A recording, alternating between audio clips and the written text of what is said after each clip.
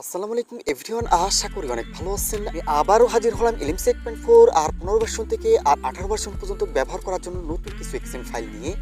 এক্সেন ফাইলগুলো দিয়ে কিন্তু আপনি হিউম্যান ফটোগ্রাফি করতে পারবেন। অলরেডি কিন্তু আপনার ফটোগুলো দেখতেই পারতেছেন কতটা প্রিমিয়াম কোয়ালিটির ফটোগুলো কিন্তু আসতেছে। এছাড়াও আপনি day side, night side, macro ফটোগ্রাফির জন্য কিন্তু এক্সেন ফাইলগুলো চাইলে ব্যবহার করতে পারেন। এই এক্সেন ফাইলগুলো কিভাবে সেট আপ করে ব্যবহার করবেন সবকিছু বিস্তারিত দেখিয়ে দেবো। আমাদের কালার ভার্সন, যারা এই ধরনের কালার ভার্সন অ্যাপ্লিকেশনগুলো ব্যবহার করতে চান, ভিডিও ডেসক্রিপশনে আমাদের টেলিগ্রাম চ্যানেল দেওয়া থাকবে, ওইখান থেকে আপনারা এই অ্যাপ্লিকেশনগুলো ডাউনলোড করে নিতে পারবেন। সব ধরনের কালার ভার্সন অ্যাপ্লিকেশনের লিঙ্কগুলো কিন্তু ভিডিও ডেসক্রিপশনে দেওয়া থাকবে। দেখতে পারতেছেন এখানে যে এক্সেন ফাইলগুলো দিতেছি, এই এক্সেন ফাইল দিয়ে কিন্তু আপনি day side, night side, human ফটোগ্রাফির জন্য কিন্তু ব্যবহার করতে পারবেন। চাইলে কিন্তু আপনার ম্যাক্রো ফটোগ্রাফির জন্য কিন্তু এক্সেন ফাইলগুলো ব্যবহার করতে পারেন। খুবই প্রিমিয়াম কোয়ালিটির কিন্তু ফটোগুলো আসবে। অলরেডি কিন্তু আপনার কালারগুলো দেখছেনই, লাইট রুমের প্রিসেটের মতো কালারগুলো কিন্তু আসতেছে। অনেক ফাইলটা দেখতে পারতেছেন, এটা দিয়েও কিন্তু আপনি সেলফির জন্য কিন্তু হিউম্যান ফটোগ্রাফি করতে পারবেন। পোর্ট্রেট মোডে একেবারে ডিএসএলআর কোয়ালিটি কিন্তু ফটোগুলো আসবে। তাছাড়াও কিন্তু আপনি ডে সাইডের জন্য, নাইট সাইডের জন্য কিন্তু ব্যবহার করতে পারেন। তবে আপনার রাতের জন্য কিন্তু হিউম্যান ফটোগ্রাফির জন্য এই এক্সেন ফাইলটা একেবারে বেস্ট হবে। আপনারা ব্যবহার করলে কিন্তু বুঝতে পারবেন। চ্যানেলে যদি নতুন হয়ে থাকেন অবশ্যই চ্যানেলটি সাবস্ক্রাইব করে দেবেন আর পাশে থাকা বেল আইকনটা প্রেস করে রাখবেন।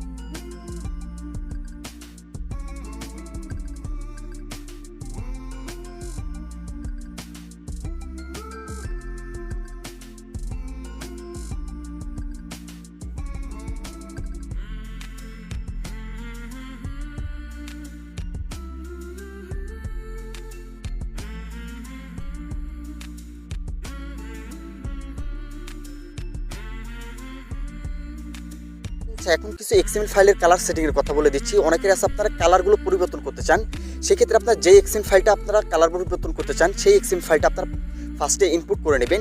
ইনপুট করার পরে এখান থেকে আপনারা সেটিং অপশনে চলে আসবেন। সেটিংয়ে আসার পরে এখান থেকে ফটো প্রসেসিং এই অপশনটাতে ক্লিক করবেন। তারপরে এখান থেকে আপনারা মেন ক্যামেরা, ফ্রন্ট ক্যামেরা এই দুইটা আপনারা এখান থেকে চেঞ্জ করবেন। যদি ব্যাক ক্যামেরাটা চেঞ্জ করতে চান সেক্ষেত্রে আপনারা মেন ক্যামেরাতে চলে আসবেন। আমি আপনাদের একটা সেটিং দেখিয়ে দিচ্ছি, একটা সেটিং দেখে আপনারা ফ্রন্ট ক্যামেরাটা চেক করে নেবেন। আচ্ছা, এখান থেকে আসার পর আপনারা মেন সেটিংয়ে আসবেন।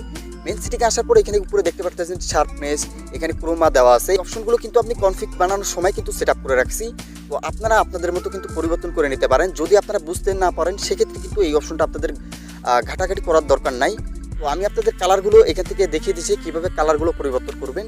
এর জন্য আপনারা চলে আসবেন, এই যে কালার অপশনটা আছে এই কালার অপশনটাতে ক্লিক করবেন। এখানে কিন্তু আপনি অনেক ধরনের কিন্তু কালার পেয়ে যাবেন। এখান থেকে আপনারা স্ক্রল করে নিচে চলে আসবেন। এখান থেকে সিএফ সেটিং যে অপশনটা দেখতে পাচ্ছেন, এখানে দেখেন green option, red option, blue, yellow, green, red, orange এই অপশনগুলো কিন্তু এখানে দেখতে পাচ্ছেন। এইখান থেকে আপনারা কম বেশ করে দেখবেন যে আপনার কাছে কোনটা ভালো লাগে। যেটা আপনার কাছে ভালো লাগবে সেটা কিন্তু এখান থেকে বাড়িয়ে কমিয়ে আপনি কিন্তু আপনার মন মতো কালারগুলো সেটিং করতে পারবেন।